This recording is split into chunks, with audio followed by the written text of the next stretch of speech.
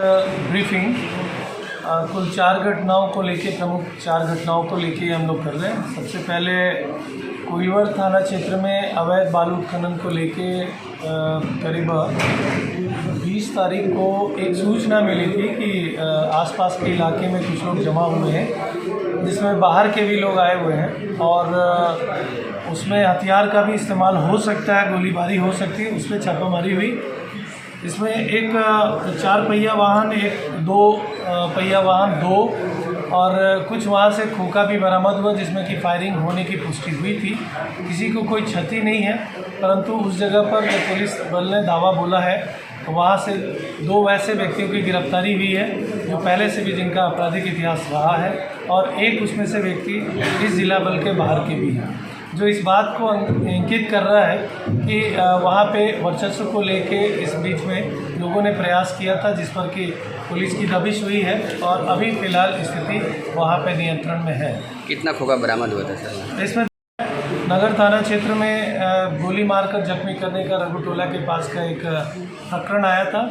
उस घटनाक्रम में जब डिटेल पूछताछ हुई है जख्मी से, तो जख्मी का आपराधिक इतिहास भी आया है। पहले डकैती की योजना बनाते समय लोग पकड़े गए थे मुफस्सिल थाना क्षेत्र से, और उन लोगों की तलाश दीघा थाना क्षेत्र के भी कुछ घटनाओं में हो रही है।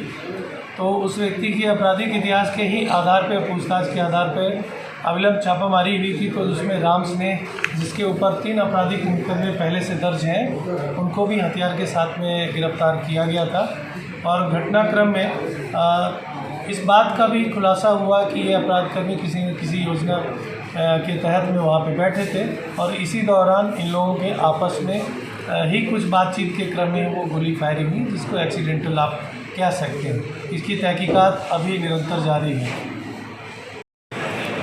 उधर बोल रहे कोई हल्ला नहीं करेगा, उसको मना करो।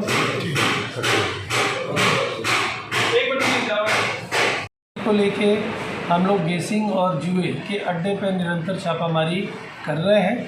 तो इस सप्ताह भी आरा नगर थाना क्षेत्र में आज सुबह में विशेष सूचना पर एक छापामारी दल गठित करके भेजा गया, जिसमें कुल 10 व्यक्तियों की गिरफ्तारी सुनिश्चित है। और इसके साथ में 7 मोटरसाइकिल और कैलकुलेटर, जुआ खेलने वाले कैश मेमो, जुआ खेलने वाले कार्डबोर्ड्स और नगद खेलने का ताश, और इसके अतिरिक्त अन्य आइटम पैसे के साथ में बरामद किए हुए हैं।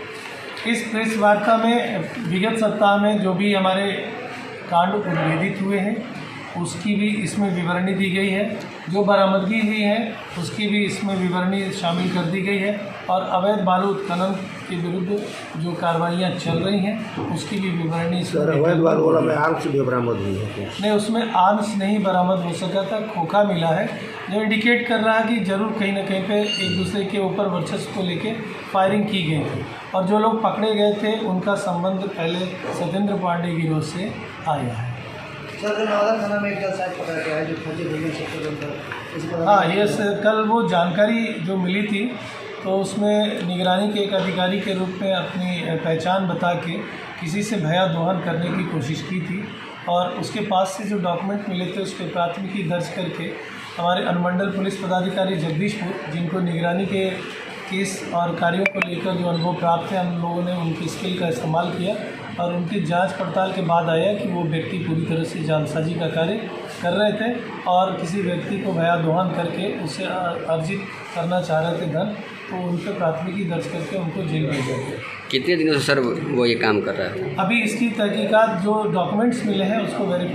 9-10 को एक व्यक्ति जो कि छोटा छोटा आइटम गांव-गांव में घूम के और फेरी का काम करके बिक्री करते थे, जिसमें कि कुछ चांदी के आइटम भी देते थे। तो प्रारंभ में उसमें 2 लाख रुपए तक की राशि की बात आई थी, लेकिन उस बात का सत्यापन हुआ है और काफ़ी कम मात्रा में 20,000 से कम मात्रा में उसमें चांदी के आइटम की पुष्टि हुई है। इसमें 2 व्यक्तियों की अभी तक गिरफ्तारी होगी जो घटना में शामिल है, और ये तकनीक के आधार पर अनुसंधान हुआ है। इसमें 2 और लोगों की गिरफ्तारी के लिए पुलिस का प्रयास अनुमंडल पुलिस पदाधिकारी के नेतृत्व में चल रहा है।